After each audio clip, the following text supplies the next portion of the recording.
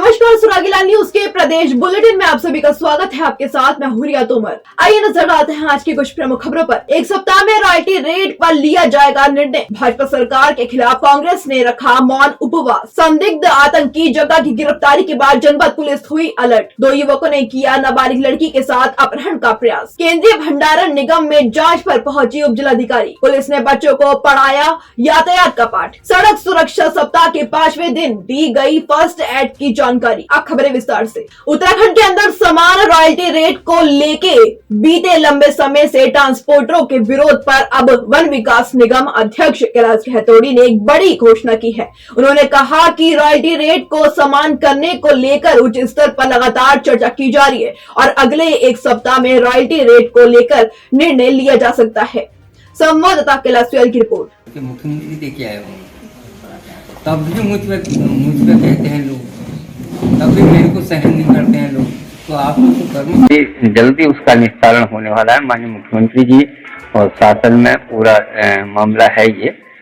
मुझे लगता है कि 5-7 दिन के अंदर इसका निस्तारण हो जाएगा। झूठ तो हमने आज तक जिंदगी में बोला नहीं, बोल सकते हैं वो लोग। देखिए आपको पता है कंटिन्यू मुख्यमंत्री इसका फॉलोअप ले रहे हैं और मैं आपको और चीज दिखा देता हूँ। ये लेटर दे करके उनने तुरंत संज्ञान लिया है। ये पुष्कर सिंह धामी जी का लेटर है कल का। उनने तुरंत वहाँ केंद्रीय मंत्री जी को इसका संज्ञान दिया है और इनके सब चीज के निस्तारण के लिए भी कहा है। राज्य का मामला नहीं होता है कि रॉयल्टी कम करें या ज्यादा करें, ये केंद्र का मामला होता है।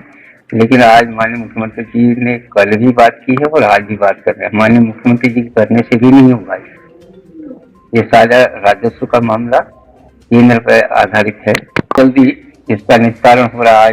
देखो स्पेशली माननीय मुख्यमंत्री जी इसी काम के लिए ज्यादातर गए हुए हैं, एक आपदा और एक इसमें।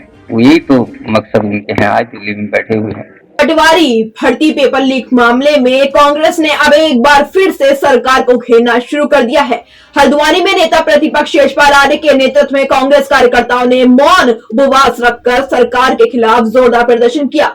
इस दौरान बुद्ध पार्क में सैकड़ों कांग्रेस कार्यकर्ता व प्रतियोगी परीक्षाओं में भाग लेने वाले युवा मौजूद रहे।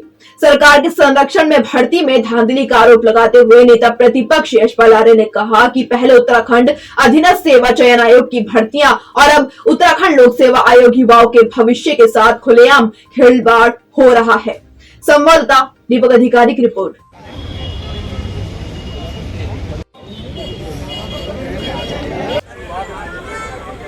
देखिए, भर्ती घोटालों में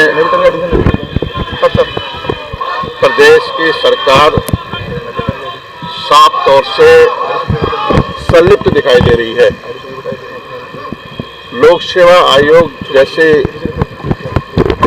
संस्था जो भरोसे और विश्वास का प्रतीक रहा है, लेकिन वहां भी पटवारी परीक्षा में पेपर लीक हुए और गिरफ्तारी हुई है। और वही मुख्य आरोपी जो पटवारी पेपर मामले में जो मुख्य अभियुक्त है, वही जो परीक्षाएं होने जा रही हैं स्पीशियस मेंस की, वो तत्कालीन अनुभाग अधिकारी रहा है। जो सिलेबस में उसके हर पृष्ठ पर उसके साइन है, सिग्नेचर है। और आज सरकार आनंद फानन में पीसीएस की मेंस परीक्षा को, मुख्य परीक्षा को आयोजित करना चाहती है। निश्चित रूप से इसमें भ्रष्टाचार साफ तौर से दिखाई दे रहा है। हम चाहते हैं कि यह परीक्षाएं स्थगित हों। कि जिस प्रकार से भर्ती भ्रष्टाचार माफिया प्रदेश की चयन व्यवस्थाओं पे हावी है, बिना राजनीतिक संरक्षण के मैं नहीं मान सकता हूं, कोई नहीं मान सकता है कि इतनी भारी पेपर लीक की व्यवस्था यहाँ चल रही है। ये पेपर लीक प्रदेश के नाम से जाने जा चुका है, घोटाला प्रदेश के नाम से अब शुमारी पा रहा है उत्तराखंड, जो देवभूमि कहलाती है। तो इसलिए इससे बड़ी शर्म की क्या बात। ऊपर से जोशीमठ में आई हुई आपदा जिसपे सरकार की निरंकुशता साफ जाहिर हो चुकी है। साफ प्रतीत करती है कि ना कहीं विकास है ना किसी का साथ है। और सबसे युवा प्रदेश उत्तराखंड पर कैपिटा जो इस देश में, वहाँ जो युवाओं के साथ छल हो रहा है, अवश्य उसके लिए कांग्रेस मुखर होकर सड़क से लेकर सदन तक लड़ाई लड़ने को, निर्णायक लड़ाई लड़ने को तैयार है। कि एक के बाद एक जो बेरोजगारों के साथ खिलवाड़ हो रहा है उत्तराखंड में, उससे ऐसा लगता है कि सरकार नाम की उत्तराखंड में चीज ही नहीं रह गई। इतनी अराजकता, लोगों को कानून का बिल्कुल भी भय न होना, एक के बाद एक पेपर लीक हो रहे हैं, दिखाने को कार्रवाई भी हो रही है, SIT जांच भी हो रही है, लेकिन उसके बाद फिर वही घटना हो रही। तो ऐसा लगता है कि प्रदेश में आज अराजकता का ऐसा माहौल हो गया है कि लोगों को कानून का कोई न भर है, न भय है, न कोई डर है, और धड़ल्ले से लोग जो है जो गलत काम करना है कर रहे हैं। तो इसलिए आज देख रहे हैं आप, ये सैकड़ों हजारों की तादाद में यहाँ पर एक आह्वान पे कल शाम यहाँ पर धरने बैठने की बात हुई और लोग खुद ब खुद यहाँ पर धरना स्थल पर आ रहे हैं। दिल्ली पुलिस ने गणतंत्र दिवस के पहले राजधानी में धमाके की साजिश नाकाम करने का दावा करते हुए 2 संदिग्ध आतंकवादियों को गिरफ्तार किया था। दिल्ली क्राइम ब्रांच की टीम ने आतंकियों के घर से 2 हैंड ग्रेनेड बरामद किए थे। इनमें से एक आरोपी के तार उधम सिंह नगर के गुलाबो से जुड़े हुए होने के बाद पुलिस भी अलर्ट मोड पर आ गई है। पुलिस को इसकी जानकारी मिलने के बाद से ही हड़कंप मचा हुआ है। संवाददाता दुर्गेश तिवारी की रिपोर्ट। पहले का जो भी सहपाठी थे या कोई भी उनका टच में रहने वाले हैं या संभवतः जिनके साथ टच में रह सकता है, उनके रिश्ते नातेदार, सबको हमने पूछताछ के लिए विस्तृत पूछताछ के लिए उस सारे एंगल पर हमने विस्तृत पूछताछ कराया जा रहा है। खालिस्तानी गतिविधियों में या सपोर्टर्स बोलते हैं ना, उनके बारे में सिंपथाइजर्स हो या एक्टिव पार्टिसिपेंट्स हो, उनके ऊपर मतलब ऑलरेडी SOP है। जो भी खालिस्तानी पोस्ट को या खालिस्तानी ऑर्गेनाइजेशन को या किसी प्रकार का फेसबुक हो, इंस्टाग्राम हो, व्हाट्सएप हो, ट्विटर हो, उसमें खालिस्तानी बैंड ऑर्गेनाइजेशन के साथ जो लिंक जुड़ता है उसको फर्स्ट टाइम तो काउंसलिंग दिया जाता है SOP के तहत, सेकंड टाइम में FIR किया जाता है। SOP में अलावा भी एक अतिरिक्त कार्य कर रहे हैं जिसमें हम उनकी पासपोर्ट और क्या बोलते हैं वेपन्स लाइसेंस को तत्काल निरस्तीकरण कराएंगे और इनको इंटेंस वॉच में रखेंगे। हम हाल ही में प्रकाश पर्व के दौरान एक छोटा सा इंसिडेंट हुआ था, उसको भी काउंसलिंग के द्वारा हमने अवगत कराया गया है। रामनगर विकास खंड के अंतर्गत एक ग्रामीण क्षेत्र में रहने वाली नाबालिग किशोरी का अपहरण कर रहे 2 युवकों का प्रयास मौके पर मौजूद कुछ ग्रामीणों द्वारा असफल कर दिया गया, जिसके बाद ग्रामीणों एवं नाबालिग लड़की के परिजनों ने दोनों युवकों को पुलिस के हवाले कर दिया। संवाददाता कैलाश की रिपोर्ट। आज सुबह 7 बजे के करीब घटना है। हमारे गांव में करीब 2 लड़के यूपी जो साइड के बताए जा रहे हैं, तो वो आए थे। उन्होंने उस लड़की को फोन करा कि बाहर आ जा, हम लोग बाहर हैं, और उनका कोई भागने का कोई प्लान था।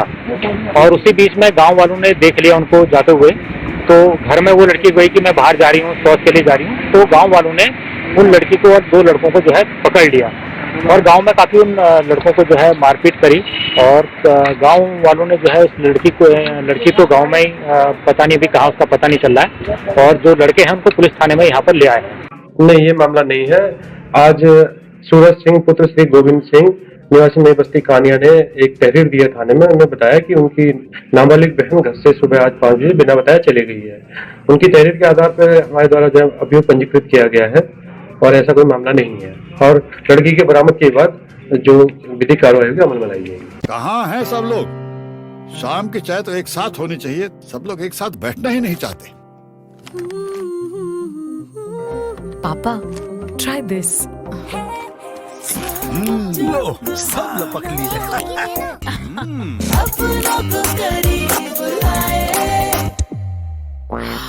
ये क्या हाल कर दिया है रूम का? बस कल से चाय? कल से चाय मेरे रूम में। देवरपन नमकीन। अपनों को करीब। जिलाधिकारी जसपुर सीमा विश्वकर्मा केंद्रीय भंडारण निगम में निरीक्षण के लिए पहुंची, जहां उन्होंने गोदाम में रखे चावलों का सैंपल लेकर जांच करवाई। साथ ही खाद्य विभाग के अधिकारी भी मौके पर मौजूद रहे। संवाददाता दीपक चौहान की रिपोर्ट।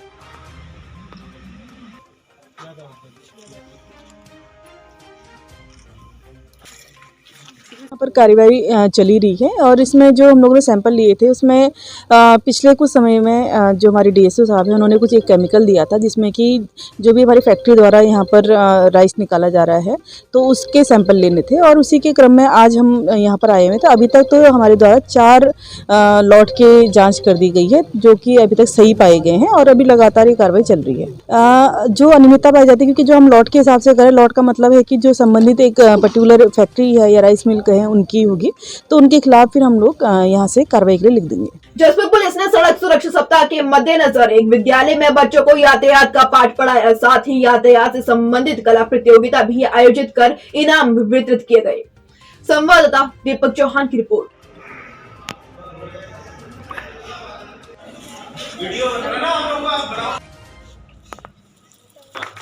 आज पुलिस सुरक्षा सप्ताह के अंतर्गत हमने अपने क्षेत्र के जेनेसिस पब्लिक स्कूल में बच्चों के बीच में जन जागरूकता के लिए एक पेंटिंग प्रतियोगिता का आयोजन किया, जिसमें बच्चों को प्राइज डिस्ट्रीब्यूशन किया।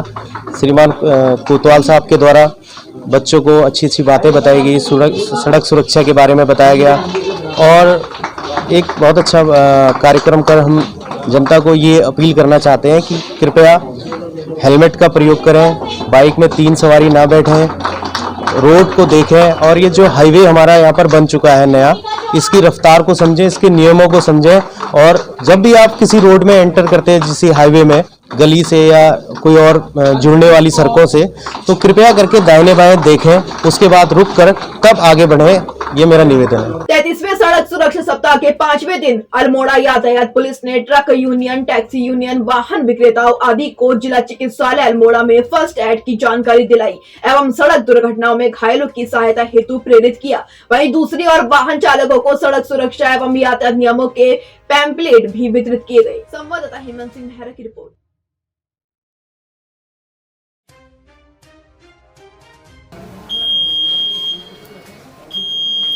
ये कौन दे रहा और वो आ गया। आज के लिए इतना ही। उत्तराखंड से जुड़ी तमाम खबरों के लिए बने रहिए सुरागीला न्यूज के साथ। धन्यवाद।